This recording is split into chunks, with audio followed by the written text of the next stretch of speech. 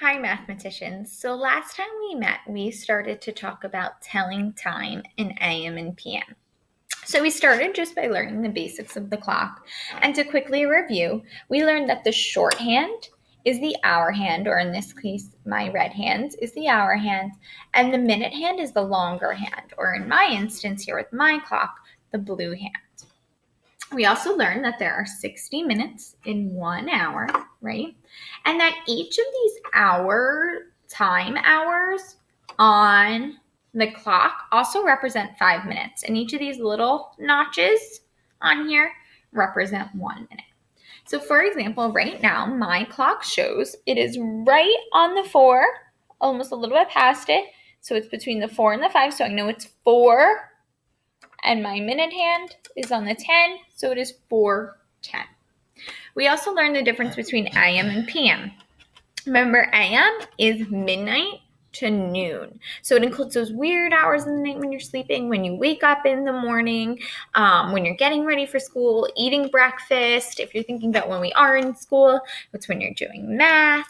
And then the afternoon, or PM, is 12 noon, so lunchtime, to midnight. So that includes lunch, after school soccer practice, when we do reading and writing, when you have dinner, when you're relaxing after dinner with your family, when you're getting ready for bed, and when you go to bed.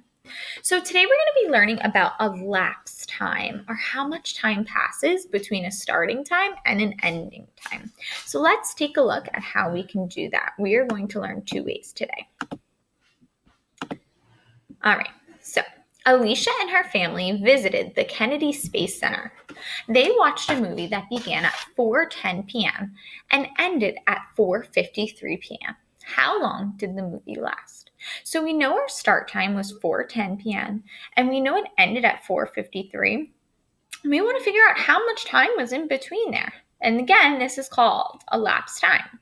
To find elapsed time, we need to find the amount of time that passes from the start and end of the activity. And the first way we're going to learn to do this is with a number line. So, let's see. Bring up my whiteboard. All right. So let's start by drawing a number line. I'm going to try my best to make it as straight as I can, but I can't promise it's going to be anything good. So, I have my number line. Ooh. Good try.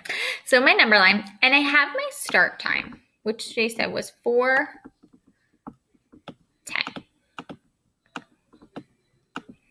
And we know our end time, and I'm just going to write up here so I don't forget it, is 4:53. So my suggestion to you is on a number line, make jumps of an easy number until you get to the end time or close to it, and then figure out how much time has passed. How much time is it all together? So, for example, I suggest making jumps of 10. So I'm going to go 4:10 and make my next jump. So if it's 4:10 and I go 10 minutes ahead, what time is it now? 4:20. You could also think, okay, 10 plus 10 more minutes, that equals 20. Now, I'm going to make another jump of 10. I'm going to keep track too up here. So this was 10 minutes. This is another 10 minutes. So 4:20 plus 10 more minutes. Again, you can either use a clock to help you or just think of your math. 4:30, right? 20 plus 10 is 30. You may also notice it's like skip counting by tens. 10, 20, 30. Okay, I'm going to jump by another 10 minutes because I'm not at 4:53 yet. Keep track so we don't forget. All right, so now it is 4:40. Can I make another jump of 10? Well, 40 plus 10 is 50, so I can. I'm going to make another jump of 10. And now it is 4:50. But if I make one more jump of 10, it's going to be 4:60. And we don't say 4:60, it would be 5 o'clock. It goes to the next hour once it hits 60. But I need to stop at 4:53. So I'm just going to do jumps of 1 until I get to 53. So 4 51. And that's been 1 minute. 4:52. Oops. And that's been 1 minute. And I need to go 1 more minute to get to our end time, which was 4:53. Now I just need to add up all this time together to see how much time has passed. So as I said, you want to take all this time and add it together. So 10, 20, 30, 40, right? 10 plus 10 plus 10, that's 40 minutes. 41, 42, 43. So I know the movie was 43 minutes. I'm going to just abbreviate with MIN. 43 minutes. So that's one way we can solve elapsed time problems, by using a number line.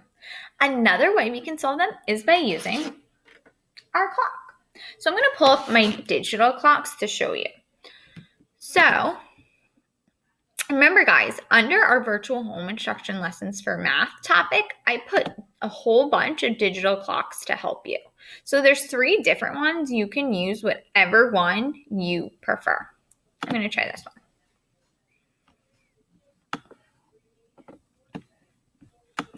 Move it over a little bit. Let's see. So remember, we had our start time was 4:10 and our end time is 4:53. So let's see, hopefully this loads. I'm going to get my clock set up again. I want it to start at my start time, which was 4:10. So let's do that. I'm going to go to, oh boy, this is slow. 4, let me move my minute hand. 4:10. Okay, great. And I want to stop at 4:53, okay, which I know, I need this to help you. 50 is at the 10, and I need to go 3 minutes past that. 1, 2, 3. So that's going to be where I want to stop. Get rid of these ads. Okay. So remember, we're just going to skip count by 5s until we get there. So 5. You know what? I'm going to have the time show up here to help us do it. Okay. 5, 10, 15, 20, 25, 30, 35, if I can get it to move. Come on. 35, 40, 41, 42, 43. Okay, 43 minutes. Let me do it on here for you too. Okay, I had my start time. I want to finish at 4:53. Okay, so I would just go 5, 10, 15, 20, 25, 30, 35, 40, 41, 42, 43. Okay, 43 minutes. So, mathematicians, today you learned 2 ways to solve elapsed time problems. Remember, you need your start time, you need your end time. You can use a clock, you can use one of our digital clocks, or you can use a number line to help you find the elapsed time. All right, good luck. Let me know if you have any questions. Bye.